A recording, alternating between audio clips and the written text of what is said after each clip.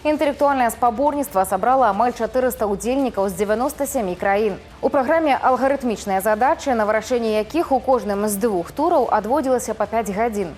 Па 3 задачы за тур. Усяго 10 гадзін напружанага марафону. Беларуская каманда ў складзе 4 удзельнікаў прывезла поўны камплект узнагарод. Золата, срэбра і 2 бронзы.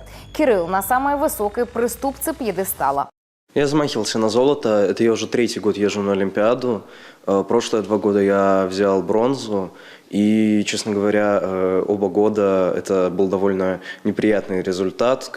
И все мои знакомые, и я сам понимал, что я могу сильно лучше.